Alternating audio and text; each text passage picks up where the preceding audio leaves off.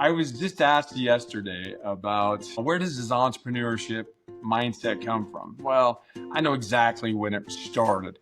Probably started before this, but I remember getting my first business. It was a paper route. I was 8 years old. It was 1976, 77. I got this paper delivering 200 thrifty nickel papers, free papers, drop it off at every household. But I remember having that business, making some money. I remember crying at night sometimes while I was delivering those papers because it was a nighttime delivery, 7 o'clock at night, and I go deliver these things in dark in Casper, Wyoming. But I remember the big thing is that it was my business. It was important to me. I had my tools for the business. I remember having a bag, and what was just a one-strap bag over one shoulder, and you put 200 newspapers on it, and it killed my shoulders. But I remember finding out about this bag that had a punch on the front and the back, and you would fill both sides up equally, so it was equally on your shoulders. And when you start getting thin on one side, you spin around and do it. It was the first time I realized, and I remember this, and I thought about it a million times since then. It was all about having the right tools. You could do more quicker, faster, better. You could make more money. You could make more money less time. It was just my mindset of getting into entrepreneurship. So from 8 years on, I had several other businesses, and I loved it. It was what I thrived on. It helped push me to the next level. I used it all through school and junior high and high school, grade school, junior high, high school. I always had targets. Most of them were built around some type of monetary thing. But I remember building thermometers, and I'd have a target of a BMX bike. I remember that. I remember a dune buggy. I remember the go-kart back then, but a go-kart, BMX, it was a trip. Whatever it was, I remember building thermometers and then just keep on filling that thermometer up as I got closer to my goal. And I remember how exciting that was and how it drove me to figure things out. Anyway, long story short or long, I took from that newspaper at 8 years old. I moved into a route that was a daily, every day except Christmas Day route, had my own business. In high school, I became a district manager. So even as running your newspaper route, on a 365 days a year, you had to find people to deliver your route when you go on vacations or on sporting trips, or you go to weekend trips for Easter. I had to find someone to fill in for me. And so even back at 9, 10 years old, I had to go out and prospect for team members. And so it's just everything that I've done helped push me to where I'm at. And so I've always loved that. And then I became a district manager and ran like 35 routes as a high schooler, and I did that until I left for college to play ball. And then at college, I jumped into college, and that's where I really changed a lot of things. So it was 1987, got into college, knew I wanted to play football. My dream was to go to Nebraska, but I remember recruiting at Nebraska, and I walked on the field, and I know the D linemen were running up and down that at Memorial Stadium. They're running up and down that full 100 yards, and these guys were bigger, stronger monsters. And I remember being told, if you're lucky, you might get to play when you're a senior. And I go, I've always wanted to be a starter. That's all I ever do is want to win. I ended up going to a smaller school, NAIA school in western Nebraska, Shatter, Nebraska. And as a freshman, I was able to start. And really it was this new starting team, or a rebuild of a team. So most of us were freshmen on this team that started that first year. And we ended up that year 1-8. But literally, we won one game, lost 8. And I go, what am I doing here? I'll never get a football ring, a championship ring there. And so I thought about leaving, but through that winter session over Christmas, one thing that I became aware of is that we became a team. We had a common goal. We were dream setting. We were saying, hey, 4 years of this, where can we take this to? We can move to the next level.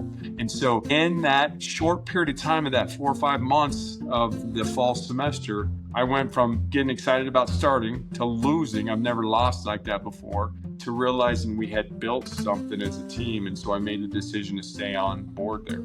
And year 2, we came back and we were 5-5. So, we were an even year. And then after that second year, we got to be juniors. Junior year, we became 9-1, and we made it to national championships. Didn't win there, but we hit a goal that school hadn't done in years. I think only one other time in all 100 years they were in existence. And then again, we went senior year, came back, we were 10-1, made it to national championships again. And so awesome experience, but really that's when I learned it was truly about the importance and the way you win is having a strong, dynamic team. And during that time, one of the things that really stuck with me that one of my coaches pushed on us and drove us to, and that coach came on board the year we became 5-5. And I remember Coach Noble walking in first of 2-a-days. We were meeting up at the end of summer to start 3 weeks of 2-a-days. Back then they work you three practices a day. They don't do that anymore, but back then a lot of you may know that's what 2-a-days and 3 days were like at the beginning in the hot summer. But I remember Coach Noble coming in right away and he goes, took this job out here in western Nebraska, Boonies in western Nebraska. I think he was from Illinois. And he goes to ask head coach Brad Smith, Coach Smith, one question. If we win a national championship, does everybody on the team get a ring?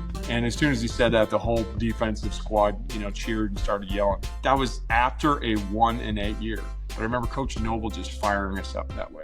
And Coach Noble, he'd put little sayings or quotes on our playbooks every week about really changing your mental thinking and growing the next level. So it's I don't know if it's lucky, but I was in a position, and everywhere I moved in my life, it was always about creating a better version of yourself than you were yesterday. It was always focused on that and driving that. But anyway, Coach Noble had this thing called the Square of Excellence. And what the Square of Excellence is we'd have game day on Saturday, college football.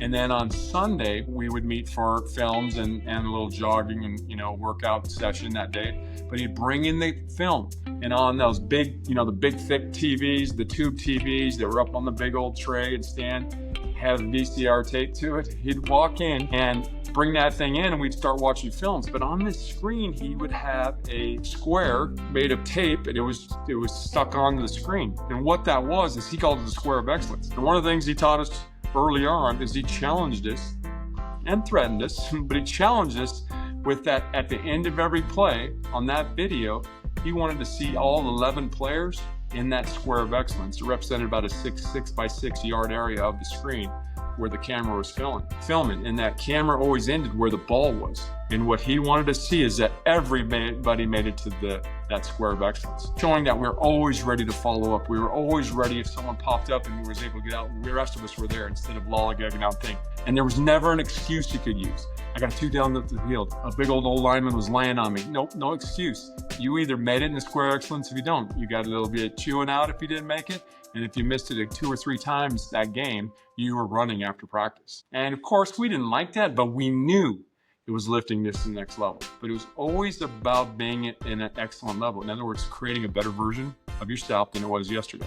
And that's not easy. It takes hard work. I didn't know it yet, but here at age 21, I was primed from 8 years old. And because of the path I chose, I was primed to build a business, to create efficiency, to become better than I was yesterday, to be focused on finding teammates and team to help fill in, being part of a team, encouraging each other, sometimes chewing each other out, always with the focus of being greater. I didn't know it yet, but I was set to lead an agency. So here we go. I wasn't until age 30. I was a stockbroker before. I owned some of my own businesses. I sold cellular phones, had a cellular phone business. I did some financial business. And then I moved into State Farm and become an agent at the age of 30 in Sidney, Nebraska. I remember jumping in, and I remember that first day being in the office. I had trained for 6 months before, but there I was sitting that first day, and I had no idea what I was doing. None. I'm going, what am I even doing here? And I remember scheduling the first appointment. I didn't even know what to say. And I finally started figuring out. And then I was starting to drive it. And I had little kids at the house who were 3 and 1 year old. And I'm working tons of hours all day, all night. And I just didn't know what I was doing. And then all of a sudden it was about the first year in, I started getting some awareness that there's gotta be a better way. We gotta figure out how to make this thing work. And in that moment, I remember back in 2001, I remember going, okay, I had 2 team members and they were, half the time they were called secretaries. They were just there to support me. I was the agent. I was the go-to person. I'm the one who had all the answers. And not only did I act that way, the customers expected it, and my team members, I almost think they liked it a little bit because they could push off all the conversations to me. And that's when I was thinking, there's got to be a better way. And that's when I understood that to grow, I had to leverage a team to start doing the work with me. And that's when really everything started changing. And that was in 2001, 2002, and I started working on systems and teaching team to write the same business I was, have the same conversations that I was having.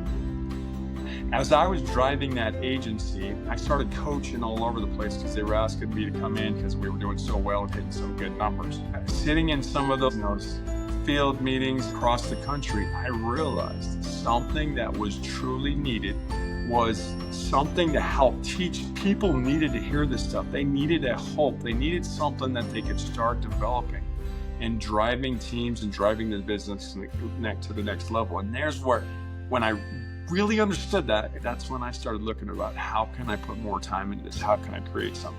And that's where I learned about the ADP program. And ADP is Agency Development Program, and it was a program that helped agents think differently when it comes to team, comes to marketing, comes to prospecting, comes to hiring team, motivating team, having conversations with customers, and scaling. It wasn't really scaling then, but it was about how to make it stick, is what we called it. How do you make all of that stick and keep it going? And so jumped into that, and over 15 years led that as the lead coach. I personally coached 3,800 State Farm agents over the years and about over 4,000 team members to just really drive some points and to drive things that were successful. It got to be about 2015. I've been doing it full time for 10 years, but I started hearing this a little more often all the time. Agents would say, "Tim, what are you talking about? You haven't been in agency in a decade. You're coaching theory. You don't know what it's like out there in the real world." And I go, "No, I do know what it's like. I'm out there with the agents all the time. I had coaches that were agents. I was in their agencies. What we were coaching worked." But in the back of my mind, I questioned it. I go, is it theory? Am I truly coaching theory? And the truth of it is, when I dig down thought, I go, I don't know, because I didn't know. And so it was a little bit of theory. And so what happened is COVID kind of shut down travel and coaching. And I remember our VPA gave me a call, but Terry gave me a call and said, "Hey, we got an agency open, an agency that you know about, an agency where your parents live. It's a pretty good agency. It has never been touched. It's the one agent town. Are you interested?" I go, "No, I'm not interested in going back into personal production." However, I thought about it a couple of days and I go, this is my perfect opportunity to get back into agency and to practice what I've been coaching, to truly try it out, to either prove to myself, was it truly theory or did the thing I was coaching work? So anyway, jumped back into agency, started driving the same systems I had been coaching for years. And the truth of it is, a lot of it was theory. It just didn't work very well at all. It was enough to take it to the next level, but I couldn't duplicate myself. I couldn't build a team that would take it to the next level. So I stepped back, I tore it all down. I spent 6 months having 5, 6, 7, 8 customer appointments a day. I was trying all the different systems. I was buying every program out there to figure out how to get it done. And over those 6 months, I come up with a system and a process that while we were doing it, it was working. And that was the point when I stepped back and I became a coach and a leader of a team to get them to produce and to have conversations and to meet with people and to take care of people, to get emotionally connected, to give them a proposal so they can perform at a level that I was at. We actually have a dream of every team member that's in the production team, account rep in my team, is that their goal is to be the top producer in the company, not individually, but outproduce most agencies. And the engaged agent has 25 raw auto and 5 life a month. That's a good agency, and it's good. They hit 5 life a month. That's a good number for a lot of people. Well, we moved our minimum targets for our account reps to 25 auto a month, and 8 life was our minimum expectations. And we're hitting those numbers. I have team members that are writing 8 to 10 life a month. Actually, I have some that are hit 15. And it's just having a conversation, same conversations most people have. There's nothing new under the sun. What's different is building the mindset, understanding the process, understanding how to propose it, how to deliver it, how to close, how to handle objections, how to scale the business. But it all has to be done in a systematic approach. It has to be building on top of each other. And if you do it out of order, you start losing effectiveness. And so there's the focus of what we want to do, is take the agency and start creating something that outperforms everybody else. And man, that's what I love doing. It's what excites me. And when we hit our 8 life a month, that's cute and all, but that's not their targets. Our team's targets are to do more of it. My team's targets talk about 10 life a month, 15 life a month. And it works. It works, but there's a lot of commitment to it. There's spending time, there's understanding the systems, the processes. And through that, that's where I now have built a program that refocuses and drives and creates and builds a team to truly have a team-led agency that an agent continue to grow and become relevant in this world that's about ready to eat our lunch when it comes to insurance agents. So with that and having this new team-led agency, sure, it sounds good, but let me tell you what happened. From that first year at 1.6 million, 5 years later, we hit about $10 million in total premium that we're bringing in. And it was biting and fighting and just working our tails off to get there. And I've had some ups and downs every time. There was one time I almost lost the whole team. So we went from 10 people down to 4 or 5. Then we fired everybody one Friday and said, okay, we're going to interviews this week and see who's on board for us to rebuild this. 2 of the people didn't come back. I got down to 2 people and a $6 or $7 million agency at the time. And we had to fight back from that about midway through. So I had to hire a couple family to come in and be team members during that time. But what happened was, is we brought new team members on, we threw them in the system and the process, coached them that, and now here, just 2 years later, sunset, 2.5 years, we're back up on driving results and building something that's powerful. Not because I'm smart or anything, it's just that I follow a system and we drive it on a regular basis. And we coach and talk daily. We played football. There wasn't a day I didn't work on drills. Same drills I practiced when I was a little kid. When I became a junior high, I was still doing the drills, and I still whined about and barked about the drills. In high school, I still did the same drills. And when I played in college, I still did the same drills at the beginning of every game. In this business world, we have to work on those fundamentals. We have to drill on a daily basis, not once a month, not once every year, just when you've started the business. It's literally on a daily basis. So it's understanding the system to make that happen, and then application and driving the results. So huge, that's what this whole thing's all about. There's 20 some years I've been coaching this and it works. Beautiful now is in 2020, I was able to come in and get rid of all the fluff. There was some fluff. And any of you that were in some of my workshops, you know there was some fluff. But it was good, but it was fluff. Well, in the last 5 years, we've got rid of that stuff, brought in the stuff that was strong and powerful. Not everything was my idea. I got it from different places, but we were able to build a system that works. And even through ups and downs, we were able to get back up quicker and to get to those higher levels. And we deliver everything to you in a 3-day live virtual event that you're able to go through and see the systems and the processes and see exactly what our journey was going through all the steps, starting with having a purpose and understanding what it is you need to do, having a process of what you need to deliver to make it happen, to having the proposal and to be able to understand, once you find out where the person's at, you can now propose them a package that's going to produce results for the agency, for the customer, and to be able to position yourself well. And then how to persuade them, because everybody's going to put a wall up. They're going to put smoke screens to stop them. We call them objections. We actually call them complaints because there's no objections. And so we help break them through and persuade them next level, which takes us to performance. In other words, having a process that trains and teaches teams to get to that level quick in 30 to 90 days to get them to be able to outproduce a lot of agencies. That's what our focus is. And then finally, our 6P step of our method is how to scale this into the future. Because let's talk about the future. Right now, we are in a world when we're as insurance agents and these are our agencies in our local areas. I'm telling you, there are companies that are out to eat your lunch. There are companies out that are dropping tens of millions of dollars of an unending budget to figure out how to replace you. There's tens and hundreds of millions jumping into AI. And AI is the thing that's going to get us. We're just a few years out on AI being to replace us. They're able to replace the whole quoting process. They're going to be able to replace the conversation and giving a proposal. They're going to be able to replace us even when it comes to handling any objections. And they're going to do it the best way possible. We have to work hard quick to stay relevant. I used to think we had 25 years left of this business. I'm going to be able to finish out my career in 22 years and be able to be here. Well, I'm telling you, we're at 5-year timeline now. 5 years. We better get figured out how we can move to the next level and as a team to stay relevant, to be able to keep this as a career into the future. It's going to change. You know it's going to change. It's all out there everywhere.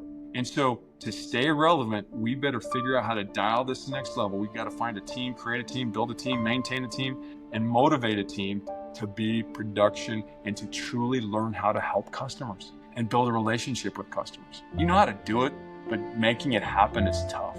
And so building a system that's proven, field tested, it's working. We got other agents that are using it across the country, and our focus is to deliver that to everybody we can. This is not a company deal. This is an industry headache.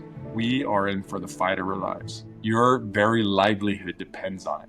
5 years. So what I'm doing is I'm inviting everybody to a 3-day event, and I'll have these once, twice a year just to show you all those things. And for some of you, you're going to want a little more and work with us directly as we're running our agency, we run together, and we build a study group, a club that continues to grow towards those next levels. So it's my invitation. Take a look at what we have. Take a look at our events. Check one of the boxes below, but just make a move. We got a thing we call hashtag DTFW, means do the work.